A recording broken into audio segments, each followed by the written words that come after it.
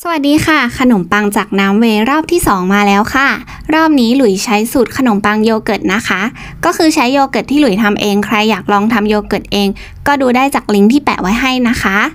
มาตวงส่วนผสมกันค่ะแป้ง250กรัมเกลือครึ่งช้อนชาคนให้เข้ากันจากนั้นผสมโยเกิร์ต80กรัมน้ำตาลทราย25กรัมน้ำเวย์100มิลลิลิตรน้ำเวย์อันนี้ค่อยๆทยอยใส่ได้นะคะ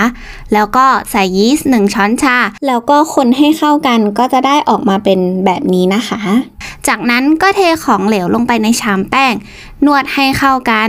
แล้วก็ใส่เนยจืด20กรัมลงไปนวดอีกรอบให้เข้ากันดีแล้วก็เอาผ้าขาวบางมาปิดจากนั้นก็อุ่นเตาให้ร้อนและเอาแป้งไปพักในเตาอบได้เลยค่ะทีนี้ก็ลุ้นไปค่ะแป้งรอบนี้จะเป็นยังไงจะขึ้นฟูไหมเอ่ยรสชาติขนมปังจะเปรี้ยวไหมรอไปลุ้นไปนะคะผ่านไป40นาทีมาเปิดดูโอเคมีความขึ้นฟูอยู่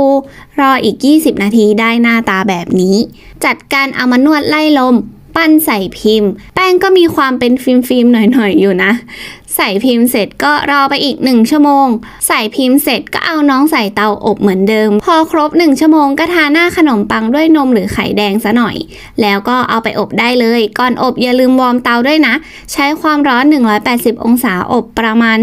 30-40 นาทีเสร็จหน้าตาดูดีอยู่นะเนี่ยเนื้อขนมปังนุ่มนิ่มมากเธออร่อยแล้วสูตรนี้ผ่านใครไม่สะดวกเอาน้ำเวย์มาทำขนมปังก็เอาไปปั่นทำน้ำผลไม้ได้นะคะหรือว่าจะไปทำซุปก็ได้ทั้งซุปไทยและเทศสำหรับวันนี้ขอลาไปก่อนนะคะสวัสดีค่ะ